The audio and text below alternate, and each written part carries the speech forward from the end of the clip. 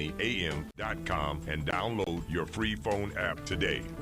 Following is a pre-recorded program. Views and claims expressed are those of the program producer and are not endorsed by this station. Opinions expressed are not necessarily those of radio station KMET, its management, employees, or affiliates.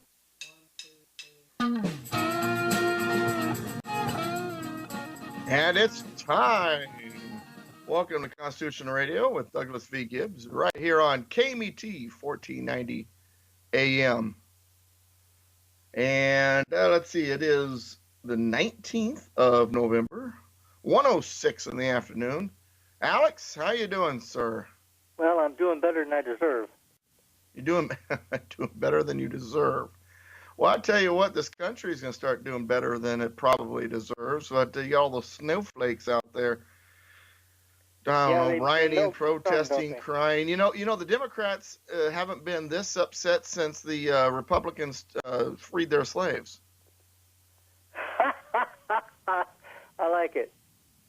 True, it's a true statement, but I like it. There you go. Well, you know what? We've been off the air for a couple weeks here on KMET because of exciting University of Redlands football. Redlands, after losing the first one, went 8 straight. They won 8 straight, enough to get them into the playoffs, and they went into the playoffs today and got beat pretty handedly by the top-ranked team in the nation. And congratulations, though, to University of Redlands football for an incredible season. And I'm glad that they had a good season. Division III, these kids are I don't know, scrapping. They're fighting for every ground, bit of yard they can get. But anyway, University of Redlands football is over now, so we shouldn't be preempted by football again until September 2nd, I think, is when the next game starts in the next seasons. And it's going to be home, but it's going to be a late game, 7 o'clock, so we shouldn't have to worry about it. But now we got all kinds of things going on, so there's a lot for you and I to talk about, Alex. We have no guest today. I wasn't even sure if we were going to be able to air today because of the football game, but I'm glad to be on the air, back with KMET 1490 AM. And before we get rolling, is there anything you want to say about how you've been feeling about the political atmosphere, what Trump's been doing? How are you feeling about what we do and what is transpiring in the political world right now, sir? What's got me going is that I'm not going to feel confident until the Donald is sworn in. Okay. Well, yeah, and then there's that electoral college thing. And by the way, folks, I am Douglas V. Gibbs, the host of this program, douglasvgibbs.com, and my compadre there that you hear on the other side is Alex Ferguson. And how do they find your website? Oh, it's conservativecannonade.org. And by the way, I've got my piece up there. I'm putting new stuff up. And on the last column, the third column, I got my piece on how the financial collapse of 2008 was no accident. Well, you know what? My website where I put new pieces up is politicalpistachio.com. And let's go ahead and mention the piece I just put on today, this morning, right before the, an hour or two before the program. It showed up on my website. Here's the title, and this is the first big story, all-star collision, big story of the week. Sanctuary cities give a big middle finger to Donald Trump. I mean, I get it. If I lived in a different country, I would do whatever it takes to come to America as well. I get it. However, I would follow the rules, follow the law, patriotically assimilate into my new country, because the idea of going to the new country is to become a part of that new country, not to drag your old country with you. Now, it reminds me of my father-in-law. He immigrated here when my wife was like a year and a half old. My wife came over legally with him, and he was actually a part of a program where he could come across the border, work. It was a work program. Work, go home, save his money, and once he saved enough money, then he brought his family illegally into the United States. And I remember one time I was with him, and we're in a grocery store and talking to somebody, and the person said the word Mexican American. He said, I came to America to be an American, not a Mexican. If I wanted to remain Mexican, I would have stayed in Mexico. Understand, this is a man who had immigrated here legally from Mexico. We have an illegal alien populace, however, from Mexico who wants to come here and then turn America into Mexico. They claim that they're reclaiming Southwest United States for Mexico. And also, you got to understand that mixed into that group are bad people, gang members, rapists, terrorists, criminals, and worse. So as with the Muslim migrant problem, the difficulty is not with the people who are willing to assimilate. It is the fact that their numbers are mixed with those who won't assimilate and are admittedly dangerous to our society. Now we've got a whole host of cities, Seattle, Portland, San Francisco, Los Angeles, Minneapolis, Chicago, Philadelphia, and New York saying, hey, we're sanctuary cities, and we're going to defy the Donald Trump immigration plan. We're going against it. We're, screw this federal government, screw the Trump presidency. We're going to do what we want. What do you think? Well, I think that it's interesting how the Democrats play with the issues. When Arizona crafted a law that exactly mirrored the federal law on immigration, right, and tried to enforce it, the Justice Department sued them for stepping out of line, for taking over any kind of... for acting contrary to the federal government, right? Even though it was exactly in accordance with federal law. Well, there was actually in the Arizona law did have one difference, and it was Arizona law was actually more milder than the federal law is in the Arizona law, even though it read for the most part the same as the federal law. One thing it didn't have was profiling. In Arizona, you would not be allowed to profile. Federal law allows profiling. So now, when it's a question of the sanctuary cities, the mayors that are defying the federal government, they're cultural heroes. So they always want it both ways. Then you've got like let's see, who was it? New York City knucklehead and Chicago knucklehead.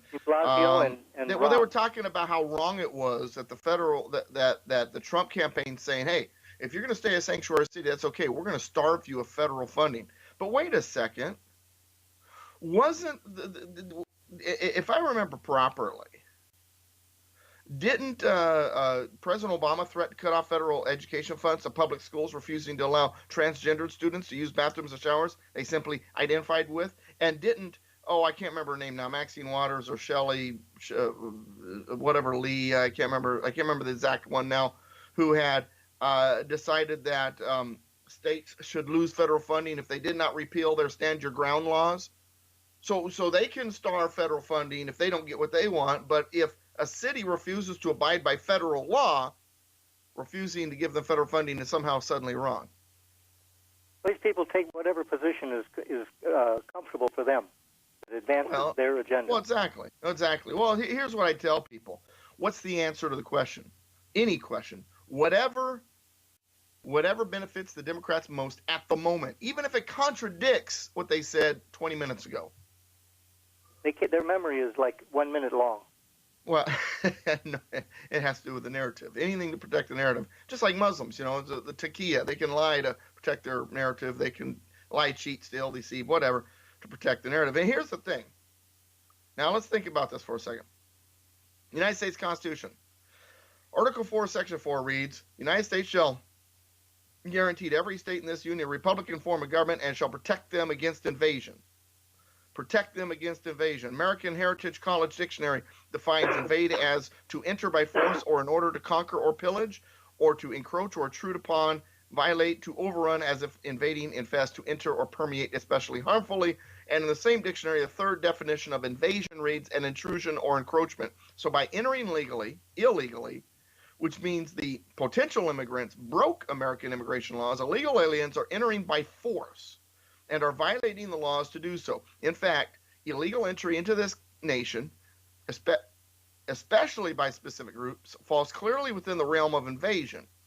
Now, so Article 4, Section 4 tasks the federal government with protecting states against invasion, meaning the wall, number one, is totally constitutional. All right?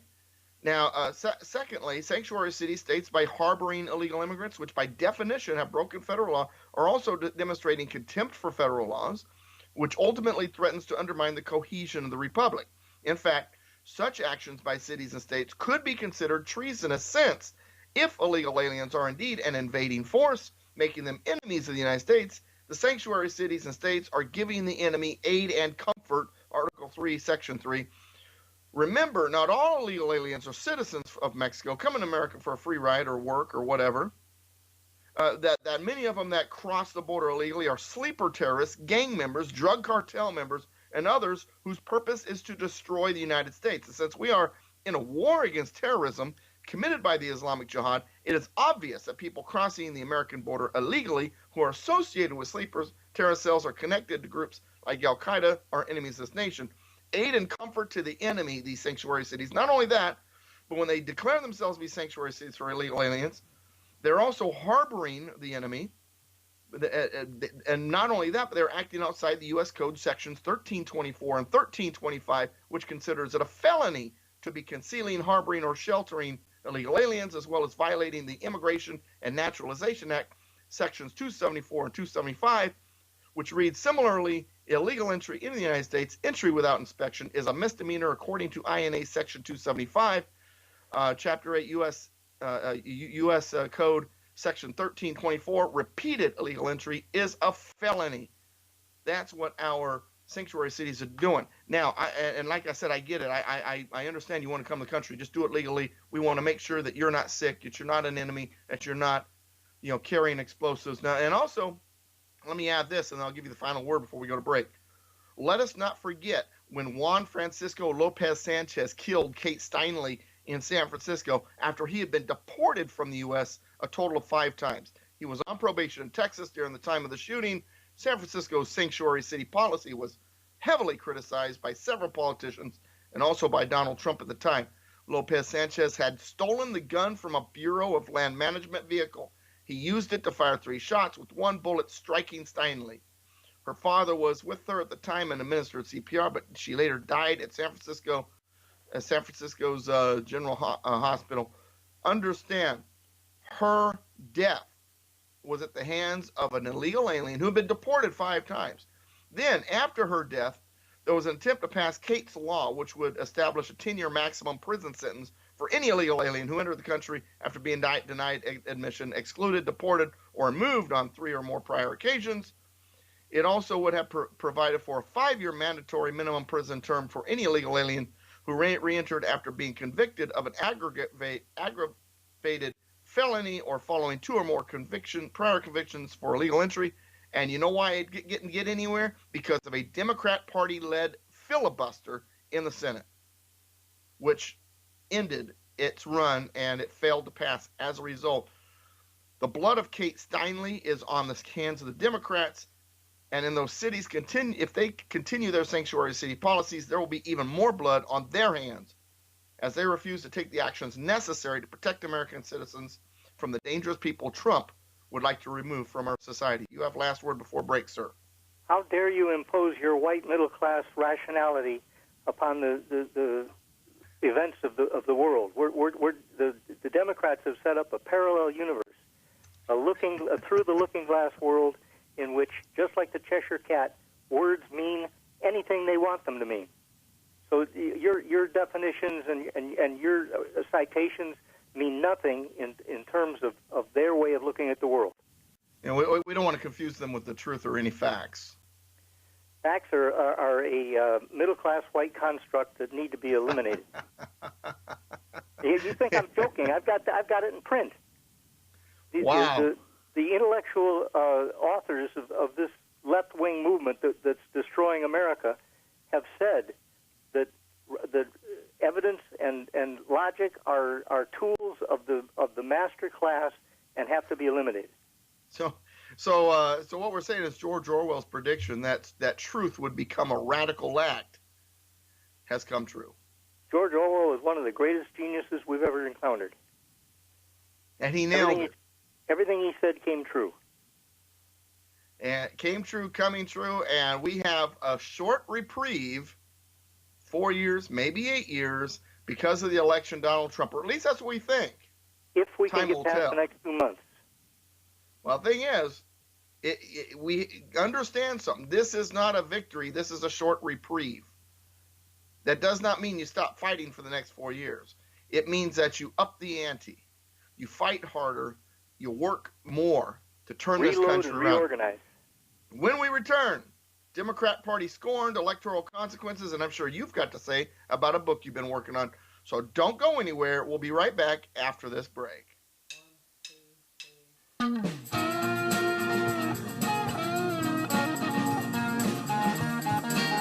AM 1490. Constitutionalist Douglas V. Gibbs hosts a roundtable of local citizens through local, state, and national issues every Saturday at 8 a.m. Thomas Jefferson said, "We in America do not have government by the majority. We have government by the majority who participate." So, participate. Listen to Conservative Voice Radio every Saturday at 8 a.m. and join Paul Revere's Modern Ride for Liberty. Hi, this is Ed Hoffman, President Wholesale Capital Corporation, your direct mortgage lender. Real estate prices are still low, which means now's the time to buy your next home before they go up. Whether it's a home to live in, a vacation house, or an investment property, we can meet your mortgage financing needs to help you realize the next phase of your American dream. At Wholesale Capital Corporation, we make sure you get a loan that you can afford with terms that work for you. Wholesale Capital welcomes FHA buyers, conventional buyers, jumbo loan buyers, and we proudly help the U.S. military veterans take advantage of the zero down payment VA loan program. Nobody treats veterans better than Wholesale Capital Corporation. Seniors, if you're interested in creating an additional stream of income or just making your mortgage payment go away with a reverse mortgage, Wholesale Capital would love to help you. To speak with a loan officer who has your best interests in mind, call Wholesale Capital at 855-640-2020. That's area code 855-640-2020. Wholesale Capital Corporation, where we can close.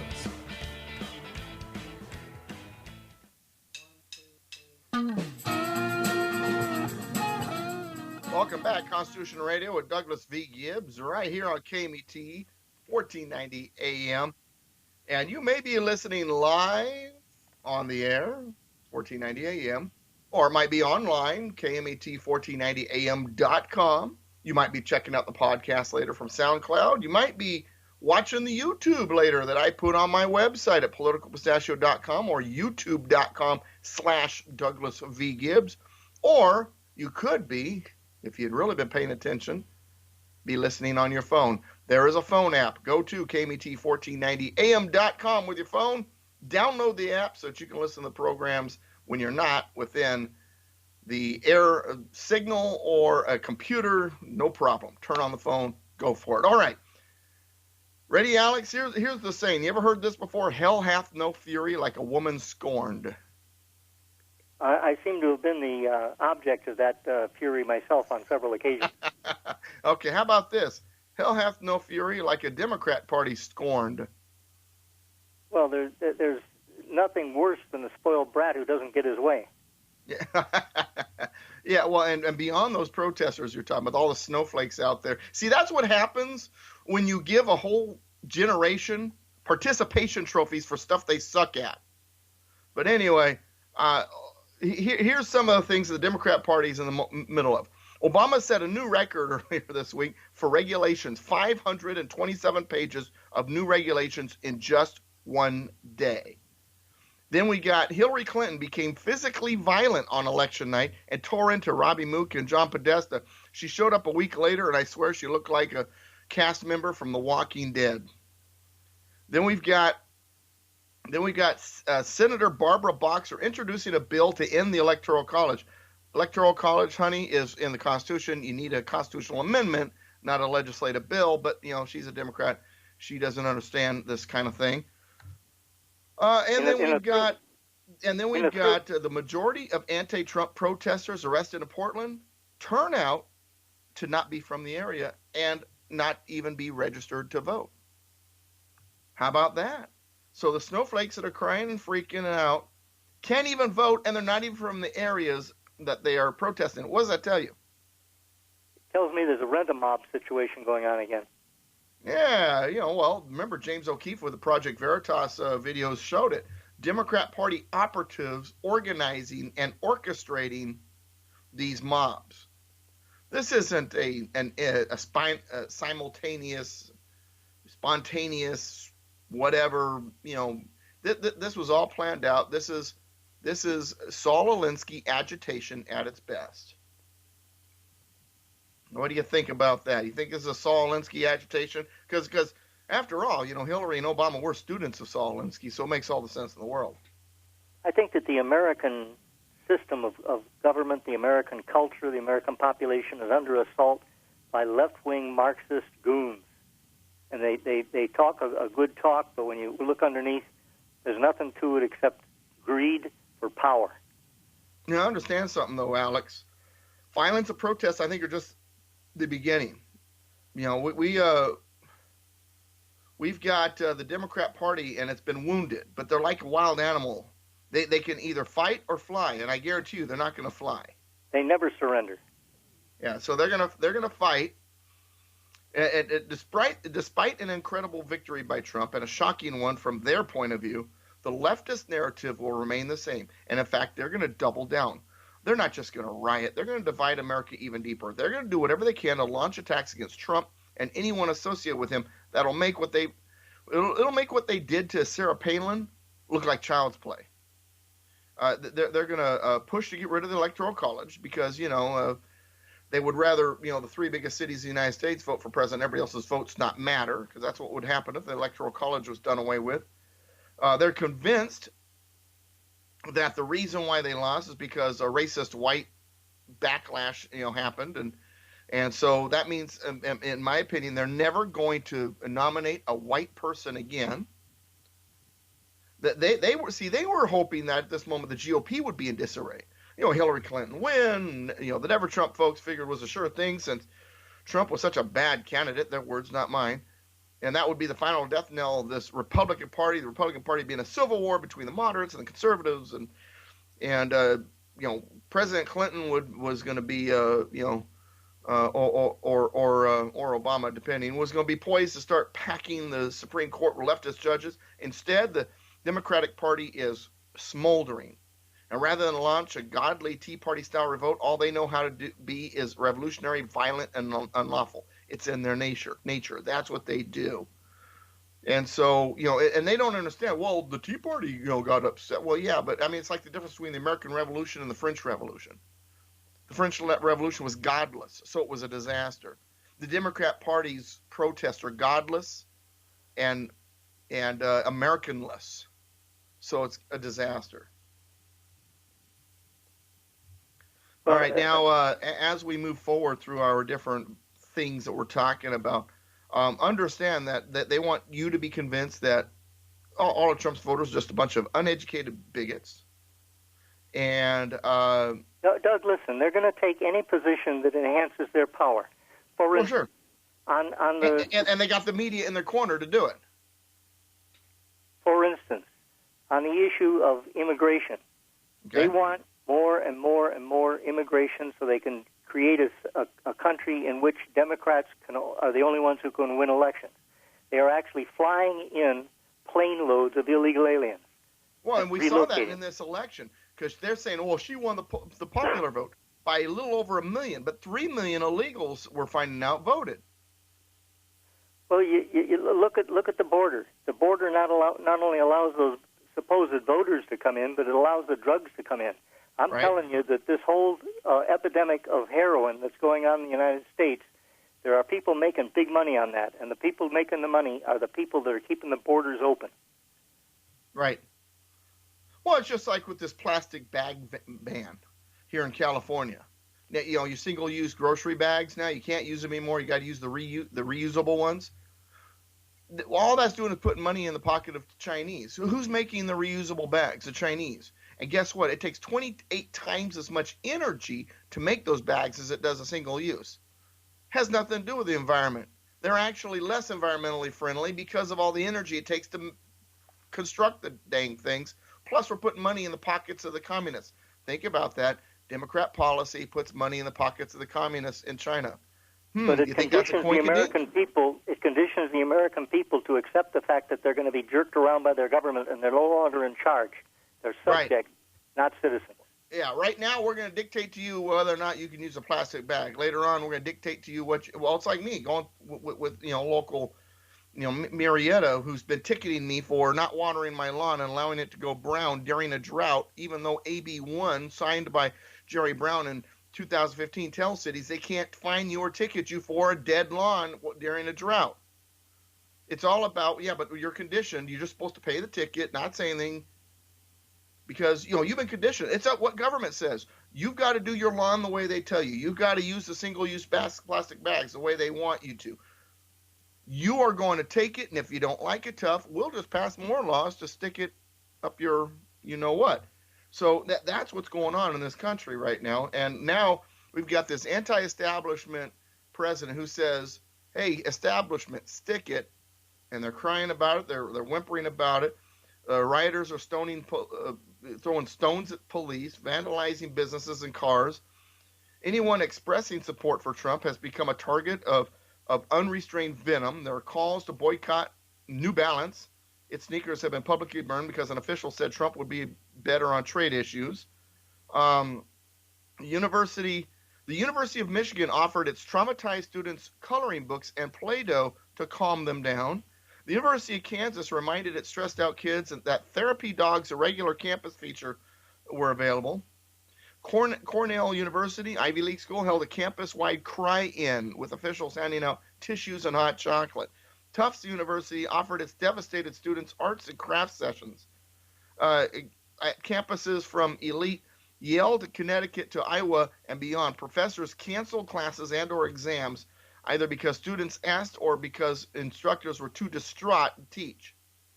There was a man shot on a Morrison Bridge during a Portland anti-Trump protest. There was the father of a 4-year-old girl died in an ambulance because it got delayed by half an hour because of the crowds. You got thousands taking the streets in not just Portland, but Los Angeles, Boston, Chicago, New York, so on and so forth. Well, how about the San Antonio 10th grade high school students who put on a skit where they assassinated Trump, and the skit was approved by the teacher and encouraged by the teacher. And then you got the cast of the Alexander Hamilton play chastising Pence while he's in the audience. Well, the answer to that, of course, is a capitalist one. Don't go to those plays. If they're going to, don't go to those plays. Don't go to those schools. Pull your kids out of the public school. Put them in private schools or homeschool them. And you know what I'm going to do with plastic bags? Here's what I think I'm going to do with plastic bags in California. I'm going to purchase tens of thousands of plastic bags, slap Political Pistachio, Constitution Association, Constitution Radio logos on them, and hand them out for free. What do you think? I'll stand there with you if I was sure I could spend the time on the road driving all the way out to Murrieta. There you go. All right, before we run out of time for the next break, you've been working on a book. You got some stuff to tell us about it? Well, this book, The War on Cops, is so good. Again, it's chock full of information. Right. One thing, I talk about misdirection and the way the left redefines problems and solutions for problems, and in the confusion, reality slips away. It turns out that at different times, they actually, the leftist leaders have actually revealed that they understand the problem, but the reality of the problem is not conducive to leftist victories, so they ignore it. Here's an example. It isn't that Obama doesn't understand the real source of ghetto dysfunction. In 2008, he made a Father's Day speech in which he said, quote, "If we are honest with ourselves, we'll admit that too many fathers are missing from too many lives, and too many homes, they have abandoned their responsibilities, acting like boys instead of men. We know the statistics. The children who grow up without a father are 5 times more likely to live in poverty and commit crime, 9 times more likely to drop out of school, and 20 times more likely to end up in prison." But just like Jesse Jackson, he realized there was no financial or revolutionary profit in taking such a stance. So it's not that they don't get it. They get it, but they don't. They're looking for power. The problem is that things have gotten so bad in the ghetto, and I'm talking my own teaching. Well, it's just like Islam with the leftist narrative. It doesn't matter what the truth is. All that matters is to protect the narrative and move it forward, period. I'm saying that I experienced this particular problem when I was still teaching in the barrio, and that is that the mothers who have been abandoned by the husbands who are not held responsible for the children they create. Right. These mothers have been raising the children in a one-parent home, but they themselves have now become involved in crime and drugs so much that they're either in the graveyard, in the prison, or wandering the streets, and the grandmothers are having to raise the children in the ghetto and in the barrio. Now this is a whole new experience for our species, for humanity. Right. It's never happened before that we would abandon our own offspring, and it's like, as I say, the leftists understand this. They see it. It's part of their world, but they're not going to blame it because they've got political fish to fry. Right. We are on the verge of when you talk about, for instance, flash mobs and the knockout game. Right. You're talking about the total disintegration. Mob violence, which is the result of mob rule. And the war against cops. Right. All of this is designed to disintegrate our society. If you look at Marx and the subversives and revolutionaries that followed his teaching, this is 101, Revolution 101.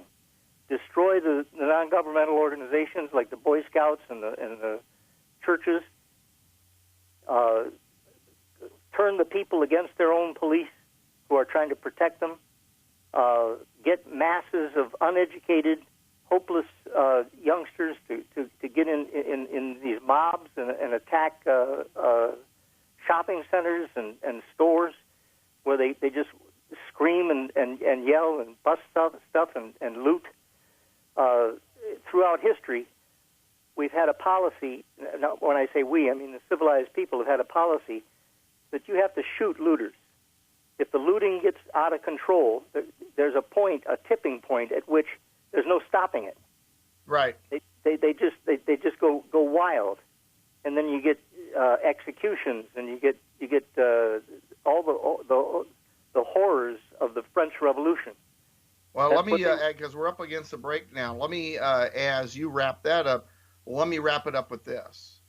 2 quotes by Karl Marx as we watch the Democrat, liberal left, socialist, commie bastards out there, looting, snowflakes, whatever you want to call them, what they're doing, trying to force you, who opposes them, into silence, and try to do it through what they consider is pure democracy, where 51% can vote away the rights of the other 49%. Here's 2 Karl Marx quotes. Number 1, democracy is the road to socialism. Number 2, the meaning of peace is the absence of opposition to socialism. They are following Karl Marx's words exactly as he would want them to. When we return, electoral consequences, market, Trump bump, and Trump's team. All of that after the break. Don't go anywhere.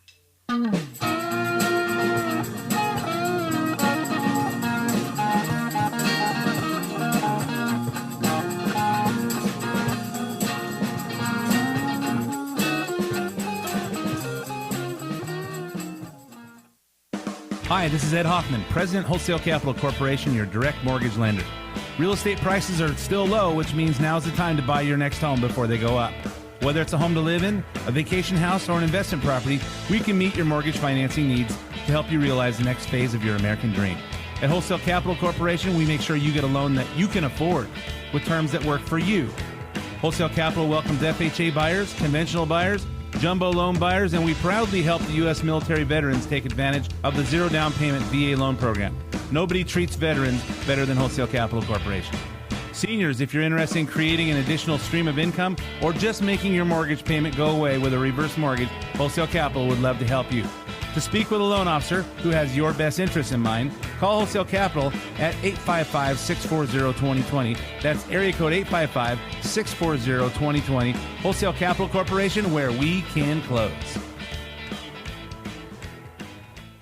The true patriots of All-Star Collision have been proudly serving the Inland Empire for over 20 years. Built on honesty, integrity, quality, and old-fashioned customer service, we offer lifetime warranties for our work, and every vehicle serviced by All-Star Collision is washed, detailed, The headlights polished, fluids are checked and topped off, safety checked, and returned in showroom condition. We offer free estimates, are approved by major insurance companies, and accept all claims for all cars and trucks. We use computerized frame straightening to factory specifications, offer fiberglass body repair and paint, free local pickup and delivery, and after-hours towing. Mention this radio program at drop-off and receive $100 off or a free rental car for up to 5 days during your repair. Visit us at allstarci.com or at 522 Railroad Street in Corona. Call us at 951-279-9161. We are the kings of wreck and roll. Check us out online at KMET1490am.com.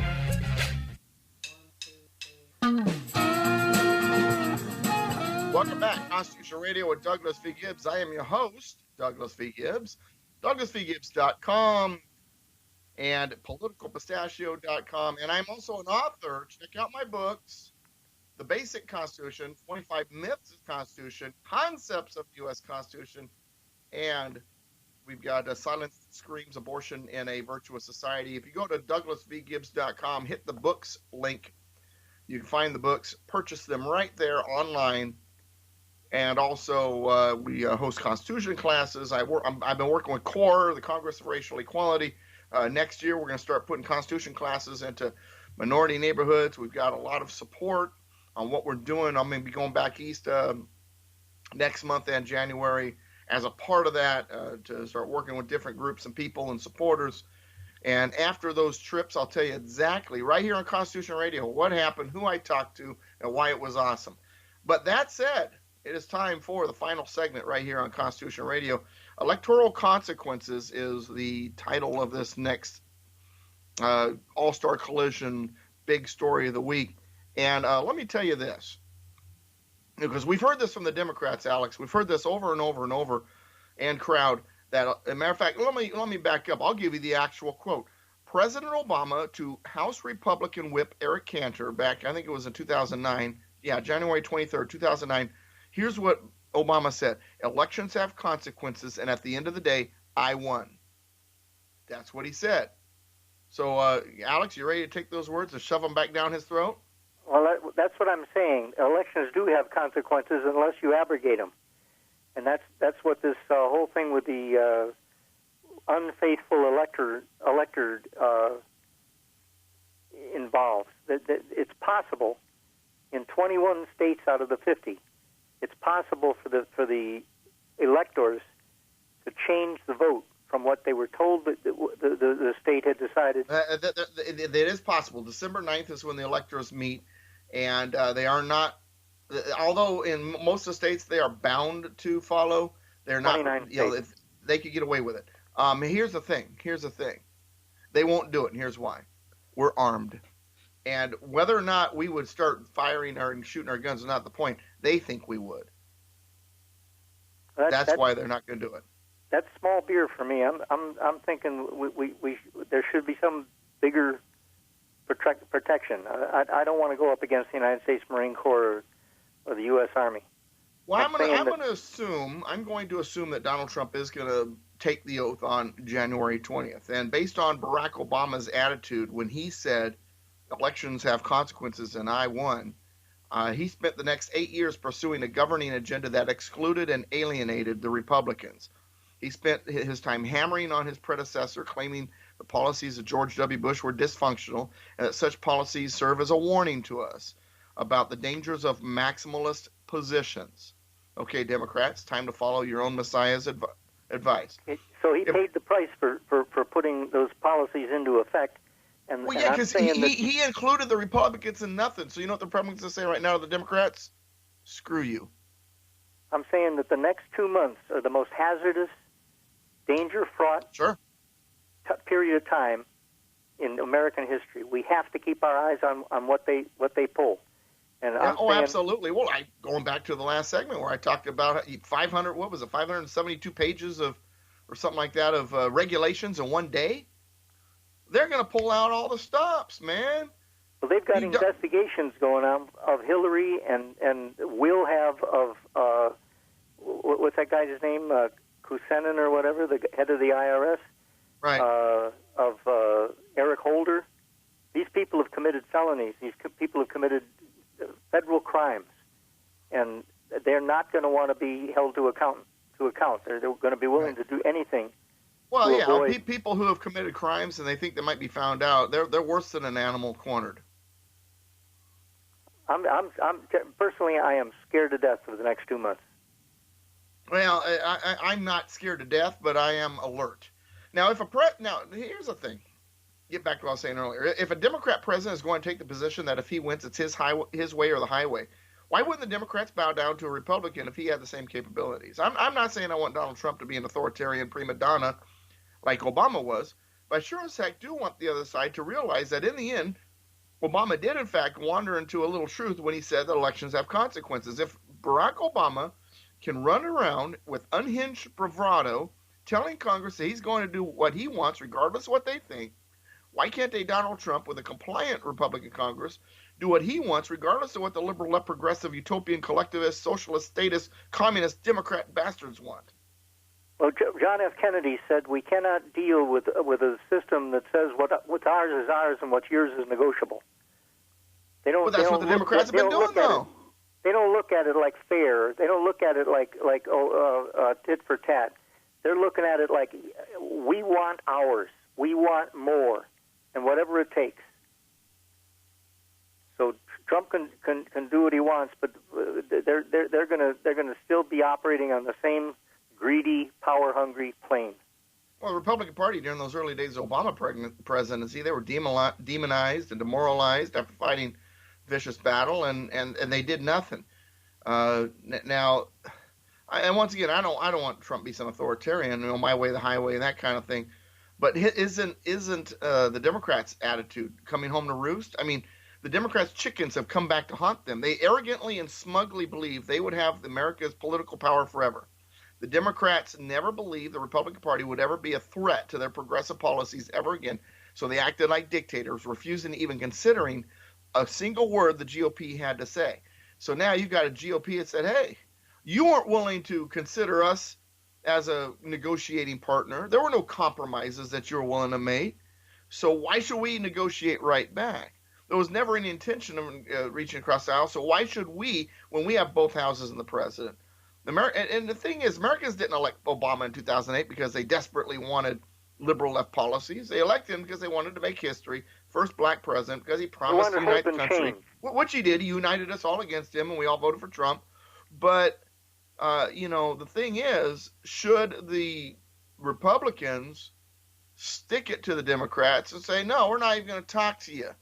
We're going to have closed room sessions like you did. Should they do that? I'm saying that the Democrats are not going to be working in the best interests of the United States. They're going to be working in the best interests of their own power and their own control. So whatever they do. Now we got to go to the facts. Back to the facts. There has been a market bump with Trump's win. Investors are excited. Why? Because investments are getting ready to come back. Trump's going to create investments. So investing is an exciting thing. So the market has rebounded. It's called the Trump bump. We have a whole history of capitalism solving the problems of the American economy. It happened with Calvin Coolidge. It happened with Ronald Reagan. But the Democrats do not care about evidence. They do not care about logic. They care about power. That's what I'm saying.